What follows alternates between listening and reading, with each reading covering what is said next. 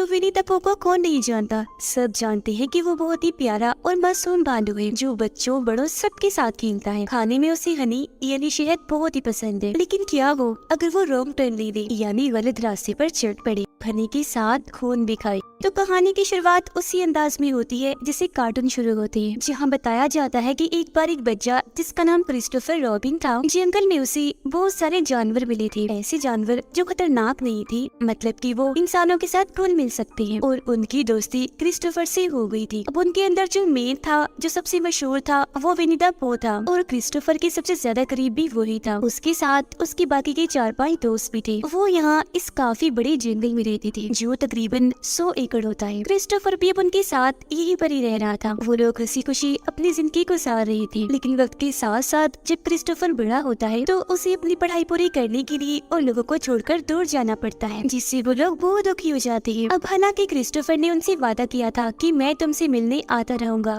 पर वो कभी भी नहीं आया। तो इसीलिए वो हमेशा उसे याद करती रहती थी। क्रिस्टोफर के साथ रहने से उनके अंदर इंसानियत और अच्छाई आ गई थी। लेकिन उसके जाने के बाद वो बिल्कुल अकेले पड़ गई और तो सर्दियाँ भी आ गई। तो ठंड और भूख की वजह से उनकी मरने वाली हालत हो जाती है। अब उन्हें भूख से तो खुद को बचाना था, इसीलिए वो बहुत ही मुश्किल फैसला लेते हैं। वो अपने एक साथी को मारकर उसे ही खा जाते हैं। अब अपने ही साथी को खाने की वजह से वो बहुत ही दुखी थे और उनकी जिंदगी का ये बहुत ही बुरा और बड़ा मोड़ था। और अब यहाँ आकर उनका इंसानियत पर से भरोसा उठ गया। इंसानों के लिए उनके दिलों में नफरत पैदा हो गई, खास तौर पर क्रिस्टोफर के लिए, क्योंकि अगर वो इन्हें छोड़कर ना जाता तो इनके ऊपर ऐसे हालात आते ही ना। और उसने अपना वादा भी पूरा नहीं किया, वो कभी भी इनसे मिलने नहीं आया। तो वो लोग यहाँ पर एक साथ बैठते हैं और कसम खाते हैं कि अब हम अपने अंदर से इंसानियत और अच्छाई को निकाल देंगे। साथ ये भी कि अब हम कभी भी नहीं बोलेंगे, हमेशा चुप रहेंगे। उनकी कसम के साथ ही ये सीन इधर ही कट हो जाता है। फिर हम 5 साल बाद का वक्त देखते हैं जब क्रिस्टोफर अपने दोस्त के साथ उन्हें जंगलों में आता है, उसे अपने उन बचपन के दोस्तों से मिलवाने के लिए। वो उन्हें हर जगह ढूंढते हैं पर वो कहीं भी नहीं मिलते, बल्कि इनको तो वहाँ खून से भरी हुई बाल्टियाँ,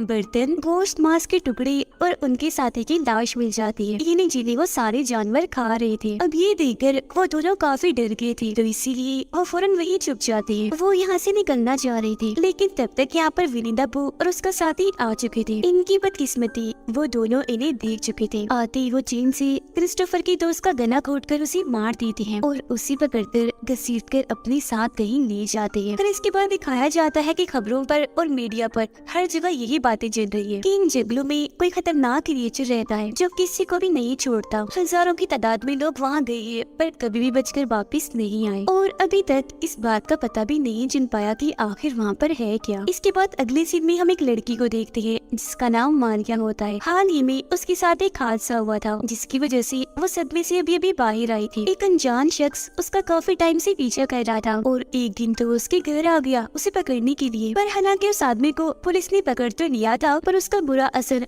आज तक मारिया के दिमाग में रह गया, जिस वजह से उसके डॉक्टर उसे छुट्टियां मनाने के लिए कहीं पर जाने का मशवरा देती है ताकि उसका दिमाग बहल सके और सारे बुरे ख्याल उसके जहन से निकल जाए। तो इसीलिए अगले दिन मारिया अपने कुछ दोस्तों के साथ उन जंगलों के पास ही बने एक केबिन में छुट्टियां गुजारने के लिए चली जाती है। रास्ते में वे गैस स्टेशन पर रुकते हैं, पर ये पूरा ही गैस स्टेशन बंद था। तो इसीलिए ये लोग आगे निकल जाते हैं, जहाँ मारिया की मुलाकात एक कपल से होती है जिनसे थोड़ी बहुत बात करके वो यहाँ से चली जाती है। जिसके बाद ये लोग अपनी मंजिल यानी उस केबिन में पहुँच जाती है जहाँ उन्होंने छुट्टियां गुजारनी थी। अब उनकी एक दोस्त जिसको भी यहाँ आना था वो रास्ता भटककर उन जंगलों में पहुँच जाती है, जहाँ तभी अचानक उसकी नजर विनी द पू पर जाती है जो तेजी से उसकी तरफ ही आ रहा था।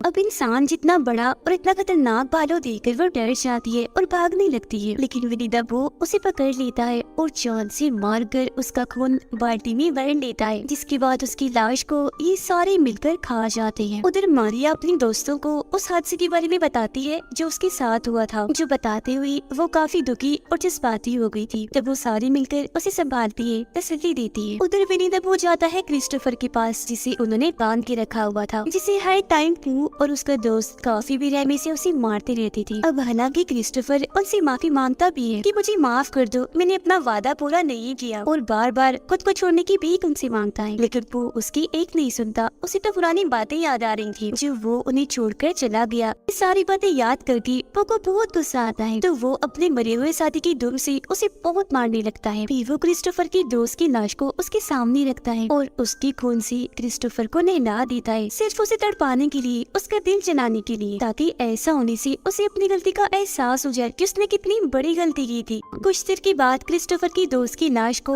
वो फेंकने के लिए जा रहा था, लेकिन तभी उसे रास्ते में म्यूजिक की आवाज आने लगती है जो केबिन से आ रही थी और लड़कियों ने लगाया हुआ था। तो अब वो उसी रास्ते पर जाने लगता है और केबिन के पास आ जाता है। मारिया की एक दोस्त यहाँ पूल में नहा रही थी और खूब मस्ती कर रही थी, जबकि वो वहाँ आकर चुपके से उसे देख रहा होता है। हालांकि मारिया की दोस्त ने भी उसे देख तो लिया था, पर उसे लग रहा था कि शायद मेरी दोस्ती मेरे साथ मजाक कर रही है, तो इसी वो नजरअंदाज कर देती है। दोबारा से इंजॉय करने लगती है, लेकिन तभी यहाँ पर पू और उसका साथी आ जाते हैं। वो उसके मुंह पर कपड़ा रख के दम घुटने लगती है और पकड़कर उसे अपने साथ ले जाते हैं। वो लोग उसे बाहर सड़क पर उनकी गाड़ी के सामने ही ले आते हैं। पू का दोस्त उसके हाथ पैर बांधकर गाड़ी के सामने ही लिटा देता है। उसके बाद वो गाड़ी में बैठकर धीरे धीरे गाड़ी चलाकर उसकी तरफ ही आने लगता है और टायर से उसका सर कुचलकर जिस्म से अलग कर देता है, जिससे बड़ी बेरहमी से उसकी मौत हो जाती है। और बस उसकी हम चीखें ही सुन पाते हैं। उसके चिल्लाने की आवाजें उसकी दोस्तों ने भी सुन ली थी, तो वो सारी एक जगह इकट्ठा हो जाती है। वो काफी परेशान हो गई थी,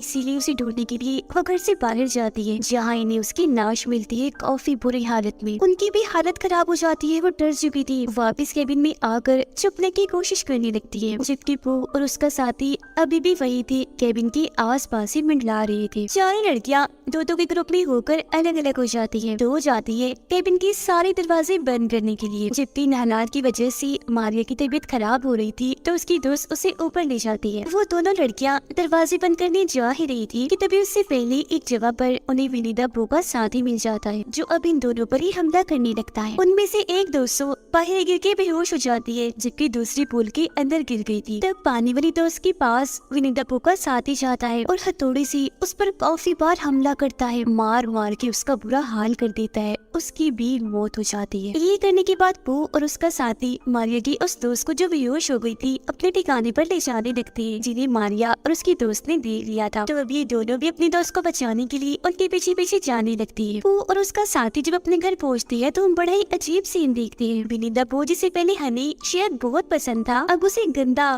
खून वाला शहद पसंद है, जिसे वो बड़ी मजे से खा रहा होता है। और उसके पास में ही मारिया की बेहोश दोस्त बंधी हुई थी, जिससे अब जैसे होश आती है वो दोबारा से उस पर हमला कर देता है और एक बार फिर से उसे बेहोश करके वहाँ से बाहर आ चुका था। इतनी ही देर में मारिया और उसकी दूसरी दोस्त भी यहाँ आ गई थी। वो अपनी दोस्त को होश में लाकर उसे आजाद करवा देती है। जैसे वहाँ से भागने लगती है उन्हें क्रिस्टोफर भी दिख जाता है, जो बंधा हुआ था, काफी जख्मी था, हालत उसकी काफी खराब थी। तो अब ये लोग उसे भी खोलकर आजाद कर देती है। अब इन्हें वहाँ पर एक और औरत की चिल्लाने की आवाज आती है। तब क्रिस्टोफर उन दोनों को उसे बचाने के लिए भेज देता है। वो औरत असल में दर्द की वजह से चिल्ला रही थी, उसे बहुत बुरी तरह से मारा हुआ था। अब ये औरत और कोई नहीं बल्कि वो है जो मारिया को मिली थी जब उसका हस्बैंड भी उसके साथ था, और इन दोनों ने मारिया से बात भी की थी। ये औरत अब इन लोगों को उन दोनों के बारे में बताने लगती है, यानी कि बो और उसके साथी की। वो कहती है उनमें से एक बालू है, दूसरा उसका दोस्त है जो पी गए, जिन्होंने बहुत सारे लोगों को मौत की घाट उतार दिया है, वो भी बहुत बेरहमी से, पर कोई भी उसकी बात नहीं सुनता। वो औरत फिर बताती है कि जो बो है वो तो हर किसी को टॉर्चर करता है, बुरी तरह से मारता है, जबकि उसका साथी बस चीखता ही रहता है, क्योंकि वो ये काट मार चीर फाड़ देकर एंजॉय करता है। अब मारिया और उसकी दोस्त उस औरत को वहाँ से ले जाने की कोशिश करती है, पर वो नहीं जाती, क्योंकि उसे उन दोनों पर बहुत गुस्सा था। वो यही रुकती है उन दोनों से अपना बदला लेने के लिए। उसके सामने तभी बो का साथी आ जाता है। वो उस पर गन तान देती है, लेकिन गोली चलती ही नहीं। तभी पीछे से वो आकर उसे आग की भट्टी में धक्का देता है, जिससे बड़ी बेरहमी से जलते जलते उसकी मौत हो जाती है। और उसकी मौत को देखकर वो बहुत इंजॉय करती है। तीनों लड़कियों ने भी ये नजारा अपनी आंखों से देख लिया था। पूरी तरह वो डर गई थी, अपनी जान बचाने के लिए वहाँ से भागने लगती है। उनमें से एक लड़की पीछे ही रह जाती है, जिसके पास पो का साथी आता है, जबकि बाकी दोनों लड़कियां भाग जाती है, जिनके पीछे पो भागता है, जिसे चकमा देकर वो दोबारा से भागने लगती है। आग से डरा कर उसे दूर भगाने की कोशिश करती है। वो लड़की जिसकी पीछे पो का साथी गया था, चालाकी से उसे उसकी चेन में बांध देती है और उसकी हथौड़े से उसे काफी पीटती है, बहुत मारती है, ताकि वो सारे लोगों और अपने दोस्तों की मौत का बदला ले सके। वो उसे लगातार मारती ही रहती है, जिससे वो मर तो जाता है, लेकिन तभी उसके पास पो आ गया था। अपने दोस्त को मरता हुआ देखकर उसे बहुत गुस्सा आता है, इसीलिए वो उसके मुंह में चाकू घुसा देता है, जिससे उसकी भी वही मौत हो जाती है। मारिया और उसके दोस्त भागकर सड़क पर आ गई थी, जहाँ इनके सामने एक गाड़ी भी आ जाती है, जिसके अंदर 4 लोग बैठे हुए थे और ये दोनों काफी घबराई हुई थी। उनसे मदद मांगती है, उन्हें समझाने की कोशिश करती है कि वहाँ जंगल में इंसान जैसा भालू है, बहुत ही खतरनाक है, जालिम में सबको मारता जा रहा है। लेकिन जाहिर सी बात है, उनकी बातों पर यकीन उन्हें नहीं आता। लेकिन तभी वो लोग जब अपने सामने देखती हैं तो उनकी होश उड़ जाती है, क्योंकि विनी द पू खतरनाक बुरी तरह आकर उनके सामने खड़ा हो जाता है। वो लोग अपने छोटे मोटे हथियार लेकर उसका सामना करने के लिए जाते हैं, उसे काफी मारती पीटती है और इस सब से उसे ज्यादा फर्क भी नहीं पड़ता। वो अब इन 4 लोगों को अपने गेम का प्लेयर खिलाड़ी समझ रहा था और किसी गेम की तरह ही एक एक करके उन्हें मारता जा रहा था। ये देखकर मारिया और उसकी दोस्त और डर जाती हैं और उन लोगों की गाड़ी में बैठकर पो को उड़ाने का सोचती है, लेकिन कोई भी फायदा नहीं होता। उल्टा वो उनकी गाड़ी के ऊपर आ गया था और दूर उनकी गाड़ी भी क्रैश हो जाती है, जिससे दोनों लड़कियां बेहोश हो जाती है। मारिया को जब होश आती है तो वो देखती है कि वो उसके दोस्त को गाड़ी से निकालकर घसीटकर अपने साथ ले जा रहा है। वो उसे फिर गाड़ी के सामने लाकर अपने हाथों से उसका सर ही जिस्म से अलग कर देता है, उखेड़ देता है, फिर उसके सर को गाड़ी पर फेंकता है। और यहाँ पर हमें झलक दिखाई जाती है असली खतरनाक विनी द पू की। अब मारिया की भी खैर नहीं थी, वो भी बचने वाली नहीं थी। वो उसे मारने के लिए आगे बढ़ता ही है कि तभी वहाँ पर क्रिस्टोफर भी एक दूसरी गाड़ी लेकर आ चुका था। वो गाड़ी से पो को ठोकर 2 गाड़ियों के बीच में फंसा देता है बुरी तरह। उसे लगता है कि शायद पो का खात्मा हो गया है, तो वो मारिया को संभालता है, लेकिन पो उन दोनों गाड़ियों के बीच से निकलकर आ जाता है, सही सलामत था, उसे कुछ भी नहीं हुआ था। बाहर आते ही वो मारिया को दोबारा से पकड़ लेता है। वो उसे मारने ही वाला था कि तभी क्रिस्टोफर सामने आकर उससे बहुत मिन्नतें करने लगता है उसकी जान छोड़ने के लिए। वो कहता है कि तुम मारिया को छोड़ दो, मैं तुमसे वादा करता हूँ सारी जिंदगी मैं यही इन्हीं जंगलों में रहूंगा तुम्हारे साथ, तुम मेरे पहले दोस्त हो विनी द पू। लेकिन सालों बाद आज कसम तोड़कर पू बोल ही देता है कि तुम चले गए थे, अब कुछ नहीं हो सकता। बस इतना बोलते ही वो मारिया का गला ही चीर देता है। अब ये देखकर क्रिस्टोफर काफी डर से गया था, उसे लग रहा था कि वो भी पू का शिकार हो जाएगा, पर फिर भी वो भाग जाता है। जबकि पू जो काफी घबराया हुआ था, वो खिलाया भी था, कई बार मारिया पर वार करके उसके जिस्म के सैकड़ों टुकड़े टुकड़े कर देता है। हम खतरनाक पू को देखते हैं, जिसने ये फैसला कर लिया था कि वो आने वाले हर एक इंसान का इससे भी बुरा हाल करेगा, क्योंकि इस बुराई के रास्ते पर उसे बहुत अच्छा लग रहा था। इसी के साथ ये कहानी इधर ही खत्म हो जाती।